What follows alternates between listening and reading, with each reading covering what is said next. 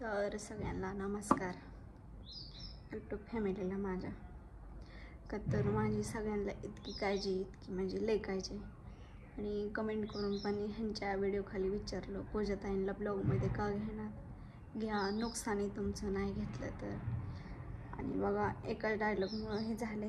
मी म्हणले नाही, मी डायरेक्ट म्हणले मला नाही शूटिंग करायचं का तर मला कामं पण होती. कामाच्या विचारात मी काम करत होते, स्वयंपाक इथे करायचा होता, काम इथे सगळी होती घरातली, त्याच्यामुळे म्हणलं आता उशीर लागेल.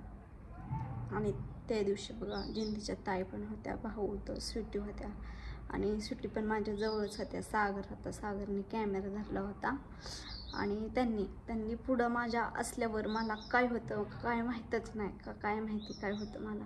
बोलताना त्यांनी सांगतात, मी प्रयत्न करते पण एकदा दोनदा म्हणते माझ्याकडनं ते चुकतं. मग मलाच मनातनं काय वाटतं काय माहिती, एकदम अशी भीती वाटते आता चुकलं म्हणल्यावर ह्यांनी मला खोवळतात का काय.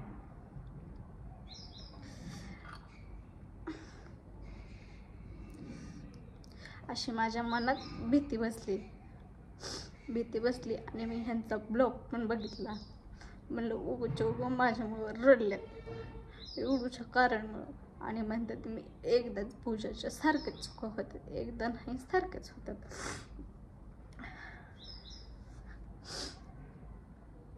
आणि एकदा दोनदा ना अशा 5-6 वेळा झाल्या चुका. मी डायरेक्ट म्हणते मला करायचंच नाही का तर प्रत्येक बारीने ती मला शिकवतातच, काय ना काय तर करायलाच लावतात.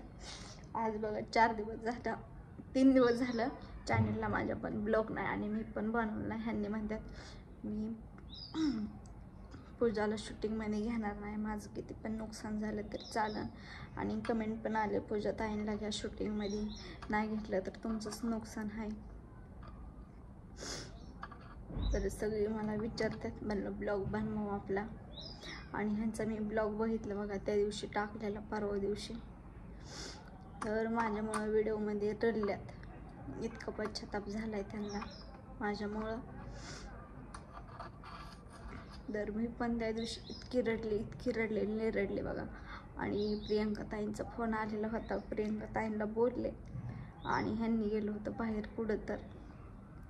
मला म्हणतं ताई म्हणल्या भाऊजी कुठे आहेत, म्हणलं कुठे गेले काय माहीत. त्यांनी मला म्हणले नको रडू, भाऊजी येत्या. म्हटलं हा येत्यानच. स्वीटी येते होत्या माझ्या जवळ, म्हणून गेले लगेच. त्यांना माहिती मामी आता रडणार आहेत म्हणून माझ्यापाशी थांबल्या नाही तर मला म्हणतात मामी तुम्ही रडले की मी थांबणार नाही तुमच्यापाशी, म्हणून ते जातात.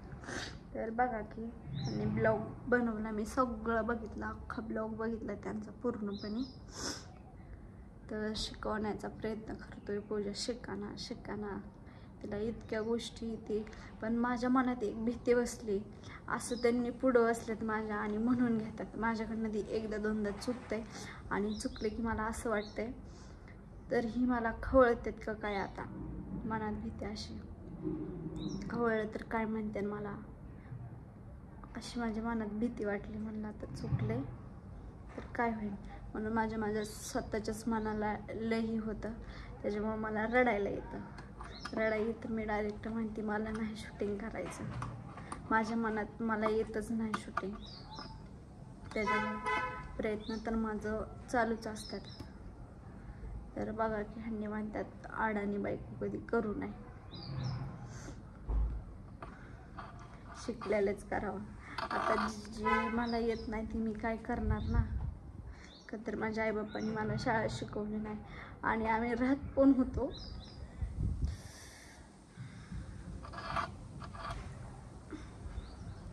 एकतर म्हणजे लग्नाच्या आधी घर नव्हतं राहायला, आहे ते नव्हतं. सांगायचं म्हणलं लय मोठे मी थोडक्यात सांगते. आणि आधी आठवलं तरी मला रडाई येतं आधीचं.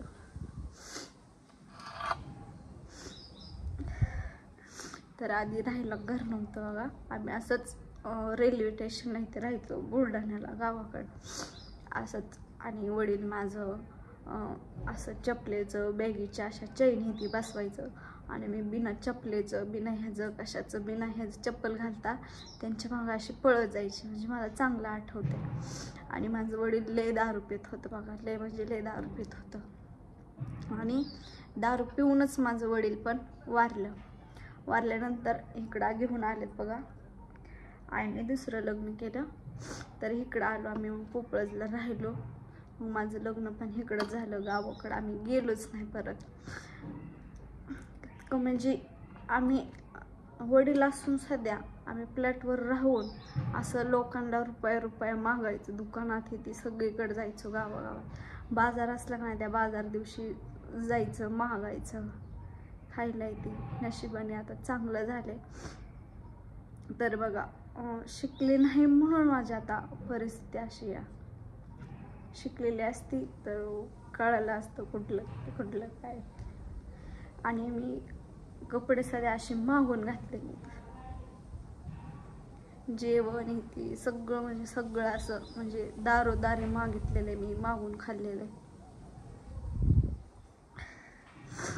आठवलं तर रडत होतं इतकं. तर त्याच्यामुळे मला शाळा कसली माहीत नव्हती, काही नव्हतं, आणि अभ्यास घ्यायला पण कोण नव्हतं माझा. मग मला कसं येणार बघा बरं. अचानक डायरेक्ट इतकं कळायला लागले मला. आता लग्न झालं, लग्न होऊन नवरा शिकवतोय, सगळे शिकवतात, मॅडम पण शिकवायला लागले. पण अचानक माझ्या डोक्यात असं बसलं मला येणारच नाही. माझ्या मनातून वाटते मला. तर मनातून असं वाटलं तर कसं व्हायचं माझ्या. नाहीतर एकदम असं हे राहिल्यावर तर बघा पलाटवर राहिल्यामुळं सगळं म्हणजे मागून आणायचं, तिथंच बसून खायचं, पैसे मागायचं, ती पैशाचं दुकानात जायचं, खायला घ्यायचं, काही पण भजी वडापाव काय मिळेल ते असं खायचं. अशा भाकरी ती मागायचं. कपडे असले तर कपडे मागायचे कोणाचे, तीच कपडे घालायची आणि तिथंच आंघोळ ही ती करायची, तिथंच कपडे धुवायचे आणि अशी बाजूला वाळाय टाकायचे.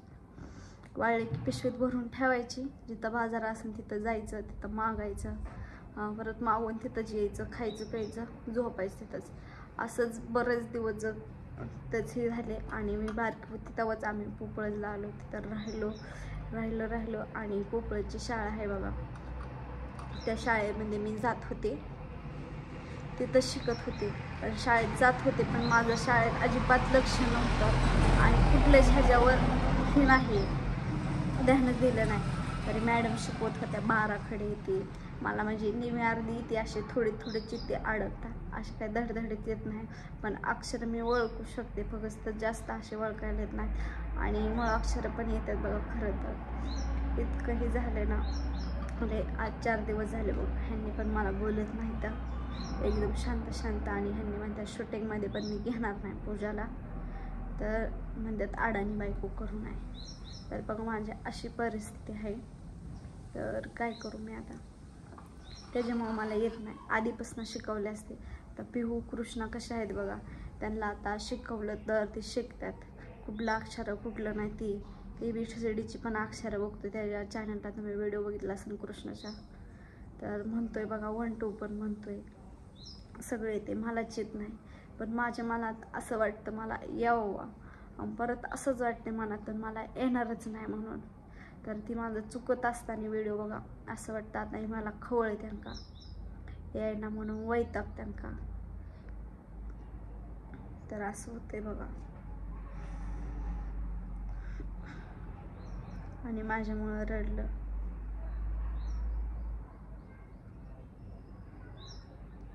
तर चला ब्लॉग इथंच करते.